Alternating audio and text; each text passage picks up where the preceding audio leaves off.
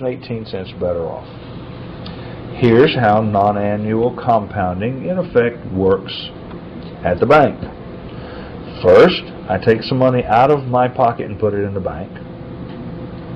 Then the bank puts some more money into my account at the end of the third month. There's a little asterisk meaning this was obtained by multiplying this times the interest rate for 3 months. It was called 6%, but that's nominal. To get the real interest rate for a compounding period, you divide 6% by how many times during that year are we going to put money in. Then you put some more money at the end of 6, you put some more money at the end of 9, you put some more money at the end of 12, and then I take the money back out of the bank. And it's a little more since you have put these investments into my account and admitted that they are mine and paid me interest on them. We could also have done the same thing, or we will do the same thing. We would call it like an effective rate. The effective rate is listed in the manual. The effective rate is 1 plus just the plain old rate, might be better called the nominal rate, divided by how many payment periods are going to be involved, raised to the M payment periods, minus 1. So in our case, the effective rate, because he was willing to compound quarterly, is 1 plus the nominal rate was 6% over 4 payment periods, raised to the 4 payment periods, minus 1. He gave me 6.136% interest as opposed to 6%. Really. Thus, my account is worth, and you use the same equation as before, 6,000 times 1 plus I effective, 6368.18, same number we found previously.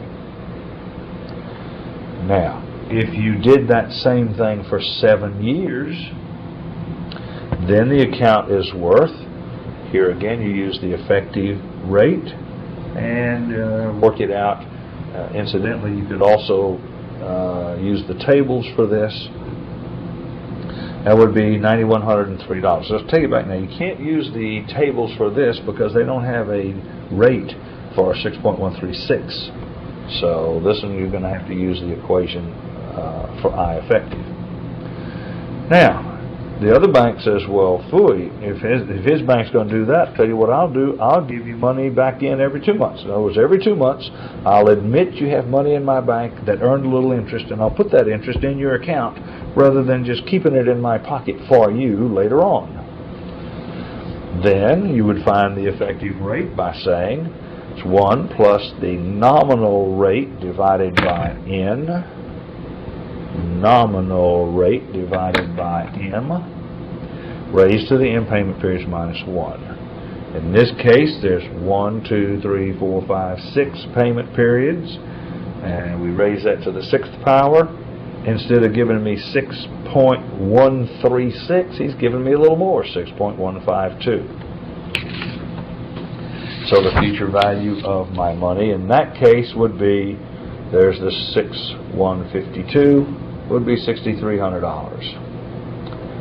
Now then, what if he'll do it every 2 weeks? In other words, there's a month, there's a month, there's a month, there's 12 of them. Every 2 weeks he gives me my interest. It was mine in the first place. Give it to me now and pay me interest on it from now on. Then the future value is 6,000 times 1 plus, here's your nominal rate. There are 26 payment periods raised to the 26th power. I guess that's right, 52 weeks in a year, approximately, minus 1. You make $6,370 instead of $6,368, so you make a little more. And what if I am willing to compound your interest continuously? I mean, every nanosecond that the time progresses, I'll see how much interest you got, I'll put it back in your account and pay you interest on that from then on. Then the effective interest rate is given. This is listed in the book, can be proved. You want to see that proof? Okay. The effective interest rate is E to the rate, that'll be the 6% number, minus 1. And therefore the effective rate in our case is 2.718 raised to the nominal interest rate 0.06 minus 1, and the interest rate then is 6.18365, a tiny bit higher than, I didn't write this one down, but you don't get much, but you get a little more. Well, look here. Here you got 6,370 compounding it every 2 weeks. Here you get another buck. And you don't get another buck, you get another 40 cents. But regardless of the question asked, then you can solve for any of those non-annual compounding questions. Now, sometimes you have some strange-looking cash flows. For instance, if you invest $600 today, oh, that's bad, watch that. Invest $600 today, and $600 at the end of year 1 and 2 and 3 and 4, that's for 5 years. And then you start depositing $200 at the end of the next 4 years. How much money can you take out of the bank? Now, one way you can do this is you just bring this forward to here, bring that forward to there, bring that forward to there, bring that forward to there. You can do that. And if there's not too many years involved, you might just want to do that. You just multiply this times I plus 1 to the 1, 2, 3, 4, 5, 6, 7 to the 8th power, and write down how much money the first A1 is worth. Then go to the next A1, take his value and multiply it times I plus 1 plus I raised to the 1, 2, 3, 4, 5, 6 to the 7th power, because you're going to carry it forward 7 years. You just add them up. That'd be one way to do that. But probably a better way is, first, don't be tricked. Telling you you're going to invest some money today in an annuity is not going to get the job done.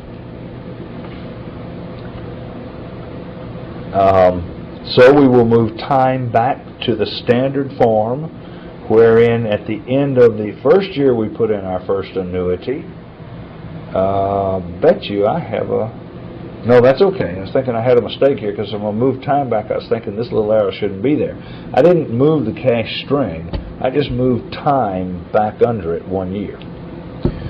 All right. So now then this annuity is in standard form. Unfortunately, annuity values are found at the end of the payment, and the end of this set of payments occurs right here. So now that I have taken this in standard form, I've done that much, I then transform this annuity into its future value at the end of the 5th year.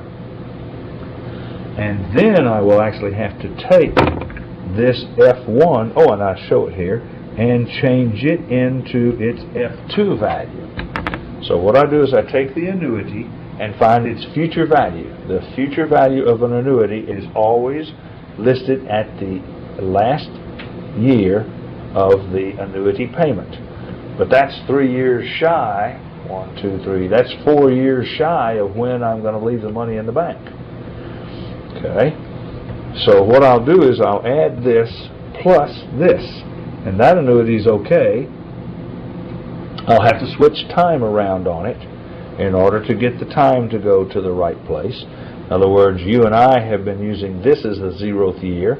I have to scratch all those out and then say the annuity started here, so this is year 0, and it goes for 1, 2, 3, 4 years, as opposed to going 9 years and stuff like that. They have to be in standard form. So F1, which is this guy right here, F1 is an annuity times F over A. It's $600. You'll notice the years is 5 years. So I look in the appropriate spot in the tables, and I get that F1 is worth $33.82 at the end of the 5th year. Then I take the $33.82 and I move it forward another 4 years. I do that by, it would be considered a future value. Actually, it's going to be a present value, isn't it? Because it's presently now in the bank, and I move it to the future. So F1 is actually a P value times F over P. That makes sense. P cancels P, leaving me with F. Here's the factor. You got another 400. Well, now you have $4,200 and $4,270. That's how much the first one's worth. Period. Now then, the second one is done